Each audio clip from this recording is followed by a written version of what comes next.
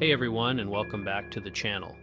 Today we're taking a deep dive into a story that's equal parts shocking and fascinating. We're heading back in time, not to a glamorous Hollywood whodunit, but to a much darker chapter in American history.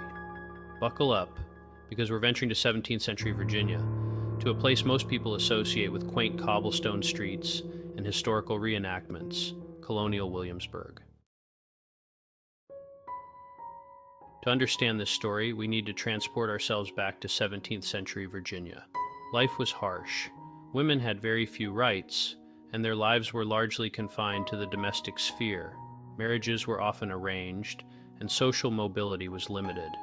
This desperation and lack of agency would be the breeding ground for the unthinkable crimes we're about to explore. Our story revolves around a group of seemingly ordinary women. We don't have their exact names, but historical records hint at their motives and actions. There was likely the wife, trapped in a loveless and controlling marriage, the woman yearning for a larger inheritance from a deceased relative, even a mother desperate to escape the burden of caring for a sickly child. Their weapon of choice? Arsenic, a common household ingredient back then, used for everything from cleaning to medicine. The problem? Arsenic was also a silent killer. Unlike today, where forensic science can expose even the craftiest poisoning, 17th century detection methods were primitive.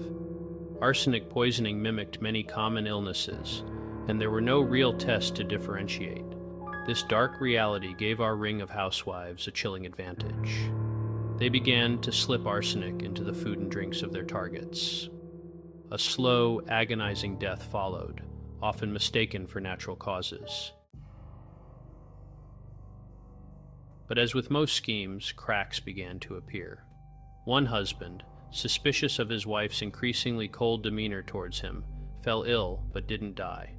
Another victim's death seemed a little too convenient, especially considering the recent inheritance his wife received. Whispers turned to accusations, and fear gripped the town. The investigation and trials, unveiling the truth. Colonial justice, while lacking in sophistication, was swift and harsh. Once accusations were made, investigations were launched. These likely involved questioning neighbors, servants, and anyone who might have seen suspicious behavior. Given the lack of forensic science, confessions were likely the key to securing convictions. The trials themselves were short and brutal. The punishments? Hanging. The details of these trials are sketchy, lost to the sands of time. But the message was clear: mess with arsenic and face the consequences. The Colonial Williamsburg Poison Ring case serves as a chilling reminder of the darkness that can fester beneath the surface of even the most seemingly idyllic communities.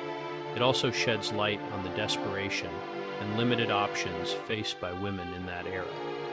Their stories, while tragic, offer a glimpse into a society far different from our own. The story of the Colonial Williamsburg Poison Ring isn't just about a bygone era. It's a story about human ambition, desperation, and the will to survive, even if it means resorting to unthinkable acts. It leaves us pondering the question: how far would someone go to escape their circumstances? So the next time you see pictures of Colonial Williamsburg, remember the story of these women. It's a reminder that history isn't always sunshine and tea parties. If you enjoyed this glimpse into the dark side of colonial America, hit that like button and subscribe for more true crime tales you won't want to miss.